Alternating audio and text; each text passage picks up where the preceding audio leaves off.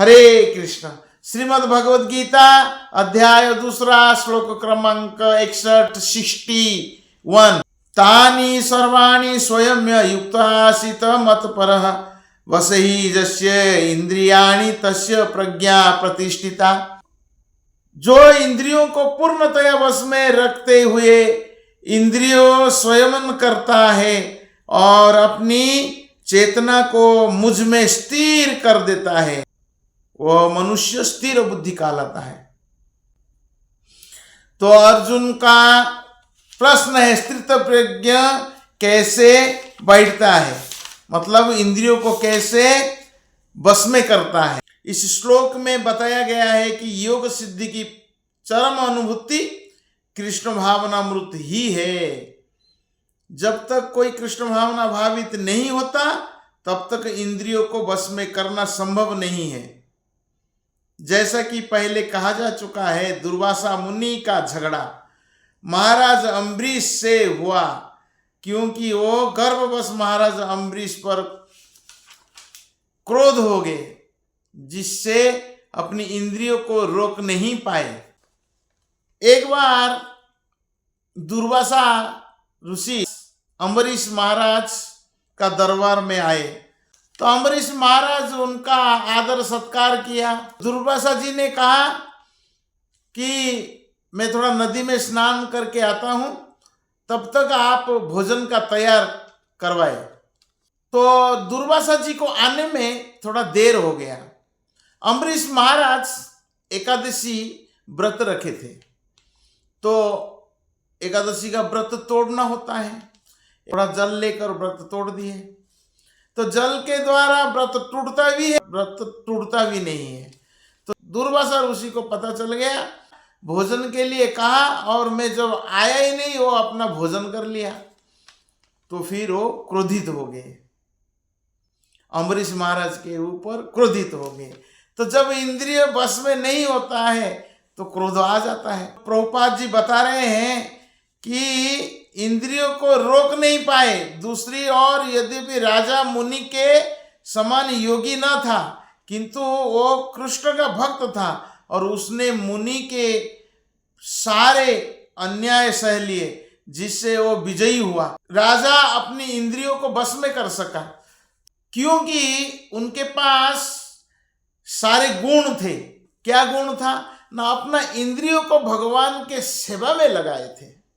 स वै मनः कृष्ण पदारविंदयो बचांसि वैकुंठ गुणानुवर्णने करौ हरेर मंदिर मार्जनादिषु श्रुतिम चक्राच्युत सत्कथोदय। स वै मनः कृष्ण पदारविंदे, मन को भगवान का चरण कमल में लगाए थे।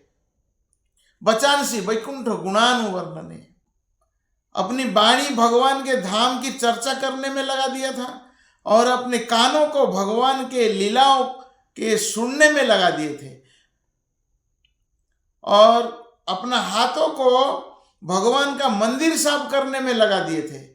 अपनी आंखों को भगवान का स्वरूप देखने में लगा दिए थे। मुकुंद लिंगालय दर्शने दृशौ तद्वृत्य गात्र स्वर्शांगे संगमम घ्राणम च तत्पाज सरोज सौरवे श्रीमद तुलस्या रसनम तदर्पिते। मुकुंद लिंगालय दर्शने दृशो, तो अपना आंखों को भगवान का स्वरूप को दर्शन करने में लगा दिए थे। तद्वृत्य गात्र स्वर्शांगे संगमम, अपने शरीर को भक्तों के शरीर का स्पर्श करने में लगा दिए थे। अपनी नाक को भगवान के चरणारविंद पर भेंट किए गए फूलों की गंध सूंघने में। घ्राणम च तत्पाज सरोज सौरभे श्रीमद तुलसी रसनम तदर्पिते, भगवान का चरणों में जो तुलसी अर्पण किया गया उस तुलसी का आघ्राण करने के लिए लगा दिए थे। पादौ हरे क्षेत्र पदानुसर्पणे शीरो हुषिकेश पदाभिनंदने, अपना पैर को भगवान का मंदिर जाने के लिए सेवा में लगा दिए थे। अपने पैरों के द्वारा भगवान का मंदिर जाते थे। शीरो शीरो हुषिकेश पदाभिनंदने, अपना मस्तक को भगवान का चरणों में झुकाने में लगा दिए थे। भगवान को दंडवत प्रणाम करते थे। कामम च दास्य न तो काम कामया, अपनी इच्छाओं को भगवान की इच्छा पूरा करने में लगा दिए थे, और इन गुणों के कारण वे भगवान के मत पर भक्त बनने के योग्य हो गए। प्रभुपाद जी बताते हैं वो मत पर भक्त है। मत पर बहुत इंपॉर्टेंट शब्द है। तानी सर्वाणी स्वयं युक्त आशित मत पर। तो इस प्रसंग में मत पर शब्द का अत्यंत सार्थक है। कोई मत पर किस तरह हो सकता है, इसका वर्णन महाराज अम्बरीश के जीवन में बताया गया है। मत पर परंपरा के महान विद्वान तथा आचार्य श्रील बलदेव विद्याभूषण का कहना है, मद भक्ति प्रभावेन सर्वे इंद्रिय विजय पूर्विका स्व आत्मदृष्टि सुलभेति भाव। इंद्रियों को केवल कृष्ण की भक्ति में, कृष्ण की भक्ति के बल से वश में किया जा सकता है। कभी कभी अग्नि का भी उदाहरण दिया जाता है। जिस प्रकार जलती हुई अग्नि कमरे के भीतर की सारी वस्तुएं जला देती है, उसी प्रकार योगी के हृदय में स्थित भगवान विष्णु सारे मौलों को जला देते हैं।